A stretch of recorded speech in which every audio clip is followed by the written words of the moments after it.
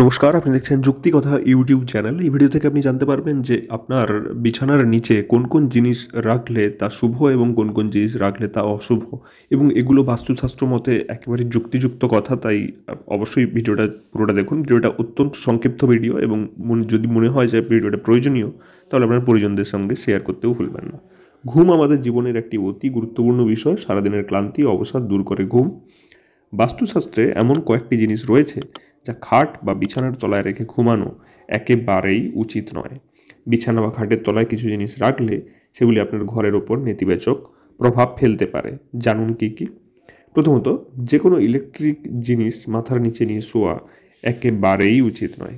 এতে মনের ওপর প্রভাব ফেলে ও ঘুমের সমস্যা সৃষ্টি করে। অনেকে তোষকের নিচে কাপড়ের ব্যাগ রাখে। বাস্তুমতে তা একেবারেই ঠিক নয়। এরপর, মরচে পড়া লোহা ও প্লাস্টিকের বস্তু কখনো মাথার তলায় নিয়ে ঘুমাবেন না। বিছানার নিচে এগুলি রাখলে বাস্তুর প্রবল সমস্যা দেখা দেয়। বিছানার নিচে কখনোই ঝাড়ু বা জুতো রাখবেন না, এতে বাস্তুর দোষ দেখা যায়। আর অপরদিকে বালিশের নিচে একটা ময়ূরের পালক রাখা অত্যন্ত শুভ। এই সম্পর্কে বিস্তারিত ভিডিও আমরা আগেও আপলোড করেছি, আপনি চাইলে আমাদের চ্যানেলে গিয়ে দেখতে পারেন।